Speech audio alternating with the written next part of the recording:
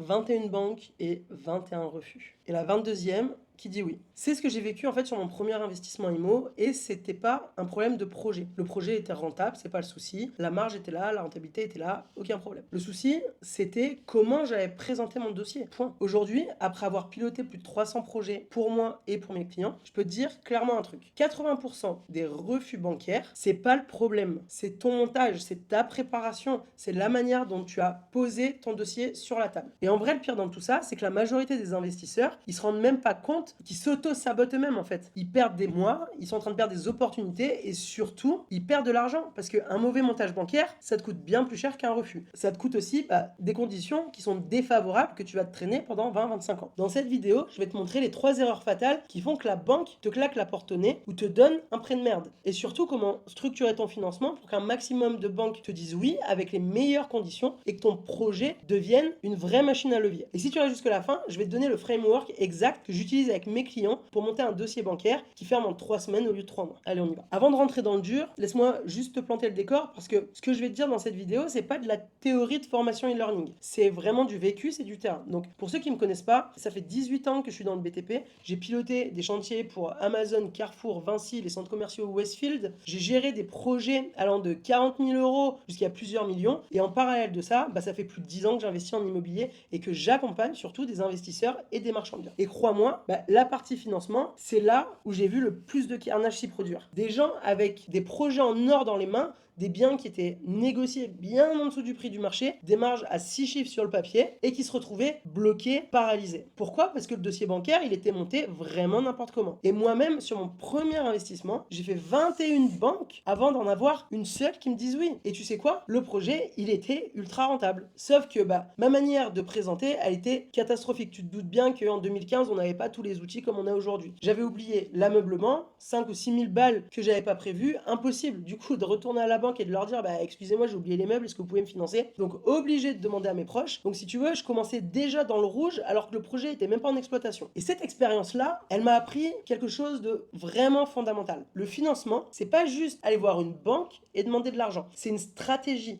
c'est un montage, c'est une préparation qui se fait en amont. Donc, si toi, en ce moment, tu galères à te faire financer, si tu as peur d'aller voir le banquier, si tu as déjà essuyé des refus ou que tu sens que les conditions qu'on te propose, elles sont dégueulasses, elles sont un peu bancales, cette vidéo, elle est faite pour toi. Et elle va te permettre, surtout, d'économiser des dizaines de milliers d'euros sur la durée de ton projet. Et ça, c'est vraiment le minimum. La première erreur, et c'est malheureusement la plus courante, c'est que tu débarques à la banque avec un dossier qui va être incomplet, ou pire, un dossier qui raconte n'importe quoi. Et là, en fait, tu es en face d'un conseiller qui voit débouler dans son bureau 15-20 dossiers par semaine. Donc, il n'a pas le temps d'aller chercher l'info, il n'a pas le temps de compléter ce que toi, tu as oublié. Il regarde, il comprend, il refuse, et next, au suivant en fait. Donc la réalité, c'est que la majorité des investisseurs, ils préparent leur dossier bancaire, en gros, comme un devoir à la maison qu'ils font la veille pour le lendemain. Et je vois ça régulièrement. Ils arrivent avec 2 bulletins de salaire au lieu de 3, des relevés de compte qui datent de 4 mois, et surtout des comptes bancaires qui sont un vrai champ de bataille. Des débits partout, des découvertes, des opérations qui sont un peu suspectes. Donc écoute bien, parce que je vais te donner exactement ce que tu dois avoir prêt avant même de contacter la banque. Tu as les pièces indispensables, les basiques. Donc ta pièce d'identité, tes 3 derniers bulletins de salaire si tu es salarié ou tes bilans si tu es entrepreneur, tes 2 derniers avis d'imposition, tes 3 derniers relevés de compte pour tous les comptes, tous, je dis bien encore une fois, tous les comptes, parce que la banque, en fait, elle va tout checker. Ensuite, ce qui est spécifique au projet, donc forcément la promesse de vente, les estimations des futurs loyers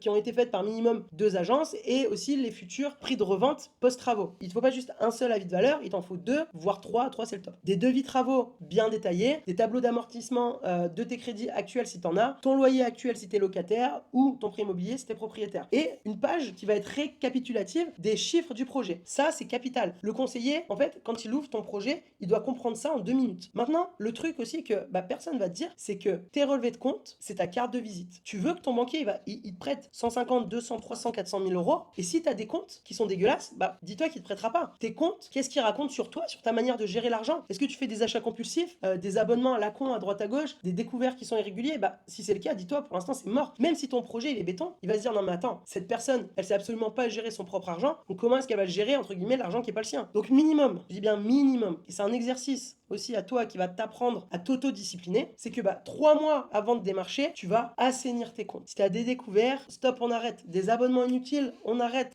Plus de découvertes, tu montres que tu épargnes régulièrement, même si c'est que 100 euros par mois, ça suffit, c'est juste pour montrer que tu sais prendre de ton argent et le placer. Du coup, le message que tu vas envoyer, c'est je suis rigoureux, je sais gérer mon argent, je suis un profil sérieux. Et un petit détail important qui fait toute la différence, ne montre jamais que tu fais de la crypto-monnaie ou que tu joues à des jeux d'argent. Ça, c'est red flag immédiat, tu vois. Donc maintenant, t'es prévenu. Dernière chose sur ce point, tu vas te créer un fichier de suivi, un fichier Excel, un Google Sheet, ce que tu veux. Tu notes chaque banque qui a été contactée, la date, le nom du conseiller, où est-ce qu'il en est le dossier, les retours. Parce que quand tu vas démarcher plusieurs banques en parallèle et que si tu ne suis pas correctement, tu vas te perdre et tu vas laisser des dossiers dormir dans les tiroirs. Et c'est pas ce qu'on cherche. Et la règle d'or, c'est de relancer bien évidemment tous les 10 jours, pas toutes les semaines, hein, on n'est pas en train d'harceler les gens. Je dis bien tous les 10 jours parce que les banques, elles sont lentes, t'es pas le seul client et elles perdent du temps pour des conneries administratives. Donc, si tu les relances pas, ton dossier, il va finir en bas de la pile, ça c'est certain. Et ça, crois-moi, c'est des semaines de perdu. La deuxième erreur, et celle qui coûte une fortune sur le long terme, est-ce que tu sais ce que font la majorité des investisseurs lorsque la banque, elle demande un apport?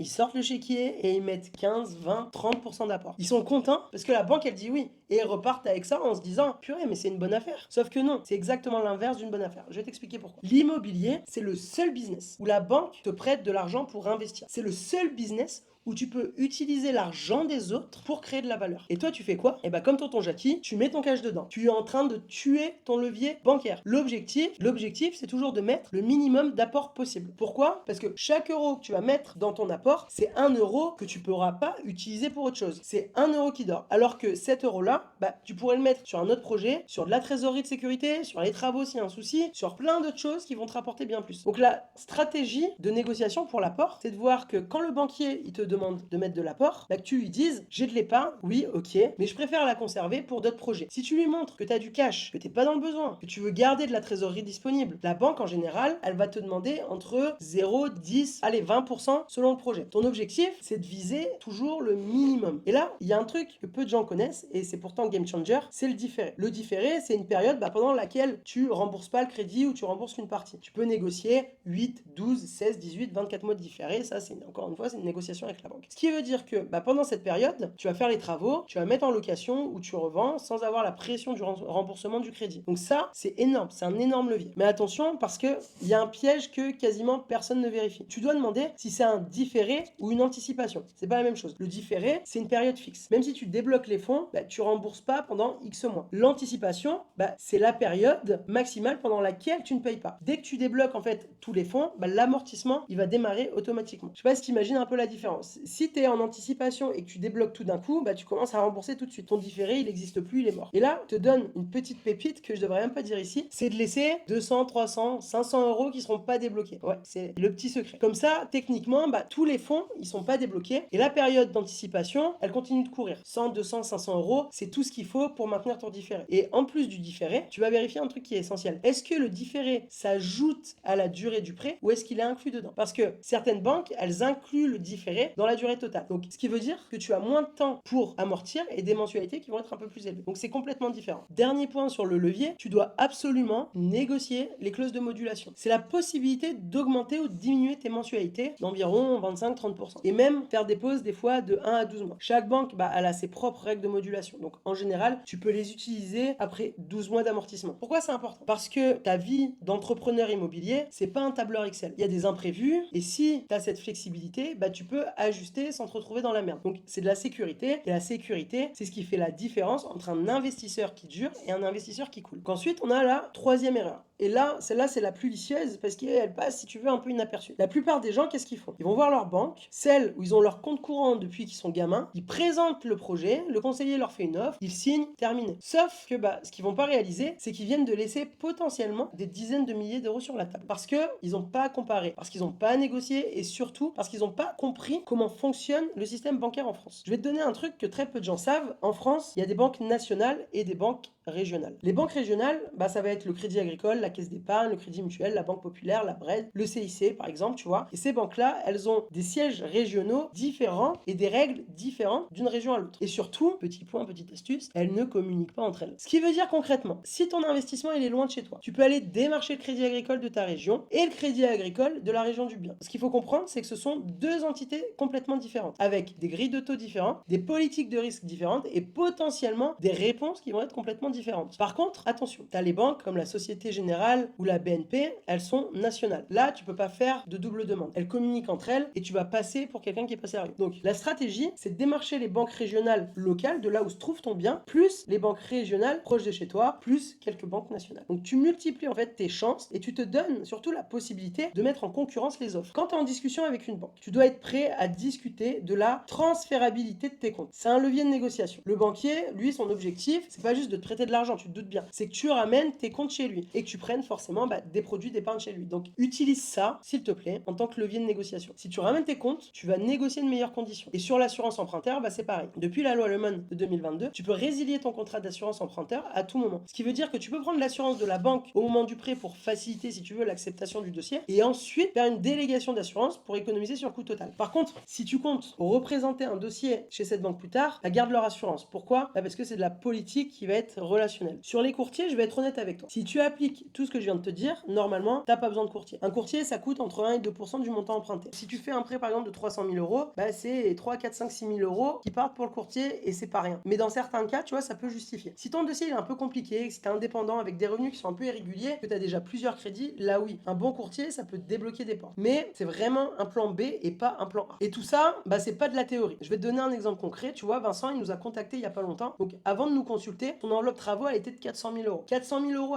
après avoir repris son projet avec notre méthode, avec la partie travaux, où est-ce qu'on a enlevé à peu près 40%, la partie préparatoire 25%, donc soit un gain total de 78 000 euros. Et tout ça, tu vois, juste en posant les bons chiffres au bon endroit. Et il nous a dit un truc qui m'a marqué. Il nous dit, je n'ai fait en fait qu'une seule revue de surface de mon projet. La semaine prochaine, je vais creuser un peu plus. Et mon projet, il est devenu une vraie mine d'or. C'est ce que ça veut dire. C'est que quand ton chiffrage il est solide, quand ta préparation elle est carrée, ton dossier bancaire, il suit. C'est aussi simple que ça. Parce que la banque, elle va financer des projets qui sont structurés et pas des approximations. Vincent, son dossier bancaire, il est passé comme une lettre à la poste parce que les chiffres, ils étaient propres, ils étaient cohérents, ils étaient défendables et ça, le conseiller bancaire, il l'a vu tout de suite, il l'a vu immédiatement. Maintenant, je vais te donner le process exact que j'utilise avec tous mes clients et c'est ce qui fait qu'on boucle des financements en 3 semaines au lieu de 3 mois. Donc la première étape, tu prépares toutes les pièces dont je t'ai parlé tout à l'heure, mais surtout, tu prépares une page récapitulative. Et cette page, ça va être ton arme. C'est un document, une page ou deux maximum, qui présente ton projet en chiffres. Le prix d'achat, les frais de notaire, le budget travaux, les futurs loyers par minimum 2 agences, la rentabilité brute, le cash flow prévisionnel et aussi si tu revends les avis de valeur post-travaux. Tout sur une page. Le banquier il doit comprendre ton projet en 2 minutes. C'est-à-dire que quand il ouvre, boum, hop, hop, il lit, il en a pour 30 secondes, il a compris. S'il doit commencer à fouiller dans les 40 pages de ton dossier et trouver l'info, dis-toi c'est mort. C'est comme toi quand tu recherches les informations,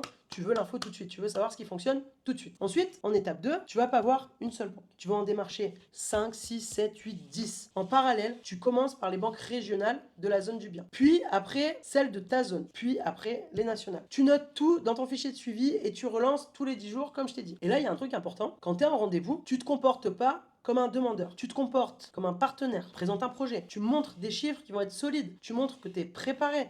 Et tu leur fais comprendre que s'ils veulent pas du projet, il y a d'autres banques qui le voudront. Ça change complètement la dynamique. Ensuite, une fois tu as plusieurs offres, tu vas négocier. Le taux, c'est important, mais c'est pas le seul paramètre. Tu vas négocier un différé de crédit, je te l'ai dit tout à l'heure, 12 à 24 mois, idéalement, en vérifiant si c'est un vrai différé ou si c'est une anticipation. Tu négocies les frais de dossier. En général, pas plus d'1% du montant emprunté. Tu négocies l'hypothèque ou la société de cautionnement entre 1 et 3% du montant emprunté. Et tu négocies les clauses de modulation pour te donner de la flexibilité sur les remboursements. Et t'oublies jamais un truc. L'apport, tu essayes de le minimiser. Tu précises que tu as de l'épargne, mais tu préfères la conserver. Montrer que tu as du cash qui est disponible, parce que ça rassure les banquiers, mais tu ne le mets pas sur la table si c'est pas nécessaire. Et la 4e étape, c'est que les vrais investisseurs, ils se démarquent. Tu dois penser à la suite et pas juste au prêt qui est actuel, mais déjà au prochain. Si tu fais bien tout sur ce projet, si la banque voit que tu gères, que les loyers rentrent, que les travaux ils sont maîtrisés, le prochain prêt, il sera 10 fois plus facile à obtenir. Tu construis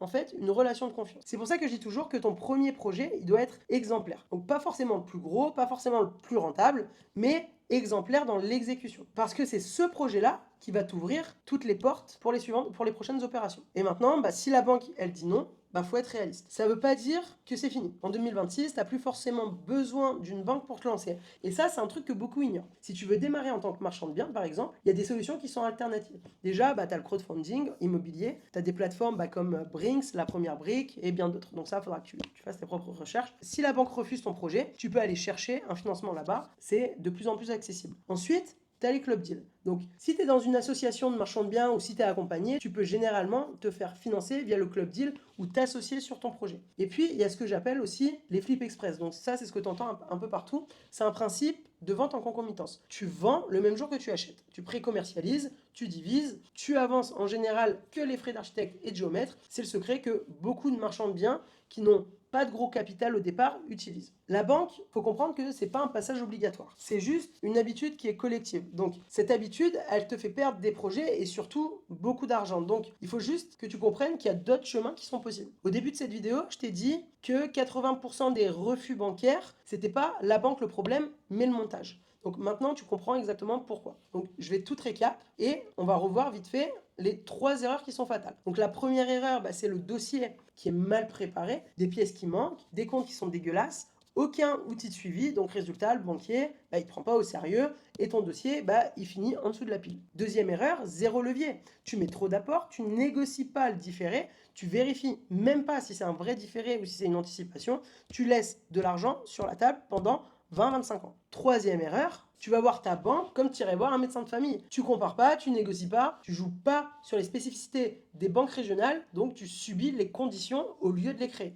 Et en bonus, je t'ai montré que même sans banque, il y a des solutions pour avancer. La vérité, c'est que le financement, c'est pas un obstacle, c'est un outil. Et comme tous les outils, il faut savoir l'utiliser. Donc les investisseurs qui réussissent, c'est pas ceux qui ont le meilleur dossier au départ. C'est ceux qui savent le présenter et ceux qui comprennent que la banque, c'est un partenaire qu'on va chérir, qu'on sélectionne, avec qui on avance et surtout avec qui on négocie. Donc si tu es investisseur ou marchand de biens et que tu galères avec la partie financement, si tu sens que tu laisses de l'argent sur la table à chaque prêt bancaire, ou si tu arrives tout simplement à pas te faire financer, j'ai ouvert quelques créneaux pour des sessions de diagnostic. C'est gratuit, c'est sans engagement et ce sera directement avec moi ou avec un de mes experts, pas un commercial à la con comme tu as l'habitude de voir. Par contre, tu viens préparer. Je veux que tu viennes avec tes chiffres, ton projet, si tu en as un en cours, et tes objectifs. Je ne veux pas perdre mon temps avec des gens qui sont juste là pour voir. Le lien, il est en description. Tu réserves ton créneau et on en parle cette semaine. Et si tu as des questions, tu les mets en commentaire. De toute façon, je lis tout. Et ce qui revient le plus, j'en ferai une vidéo complète. C'était Sadia, on se retrouve bientôt. Ciao, ciao.